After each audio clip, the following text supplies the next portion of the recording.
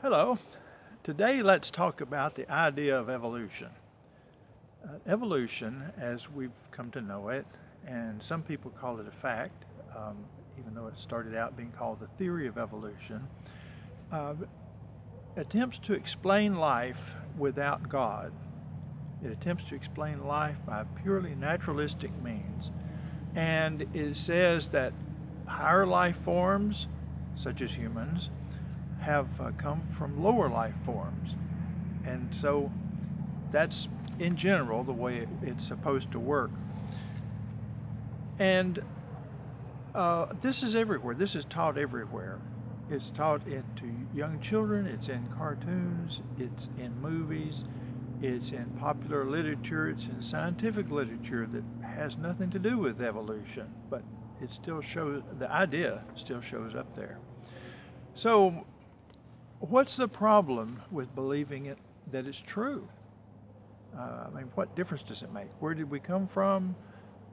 We're here. There's no question about that. There's other creatures here. There are little creatures, big creatures. There's all kinds of things here. So what does it matter how it came to be? So let's look at this. If we're here only as a result of a bunch of chances and random changes, then there's no inherent value in a person as opposed to, say, a mouse. We're basically the same value-wise, if that's the way it worked out. There's no inherent value according to the theory. We have only survived because we're more fit. That means stronger, smarter, more adaptable to the environment, something. And okay, we'll follow that a little bit. So, natural selection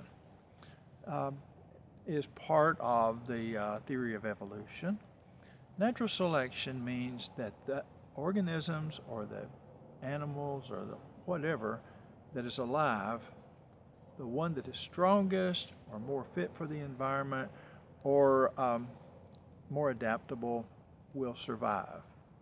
And in fact is in competition with others that are also trying to survive. So the strongest survives. And there's competition between groups or between individuals. And some groups of people have taken this and considered that they were more evolved or superior to other groups of people. And even though the Bible says that we are all made in God's image, so we all have value if we're made in God's image. So how does this work out in real life? What really difference does it make? To me, one of the great monuments to evolutionary type thinking is the Holocaust Museum in Washington, D.C. Now, there were other ideas that went into that tragedy, but one of the basic ideas was that some groups of people are superior to other groups inherently, and that the stronger should survive. And so at that time, the German government decided that some groups were not fit to live and would contaminate the gene pool, so they must be eliminated. So we have the outcome of evolutionary type thinking. If we're all animals, what difference does it make? If we're made in God's image, it makes a big difference. Let's consider these things. Look at the evidence, and let's see.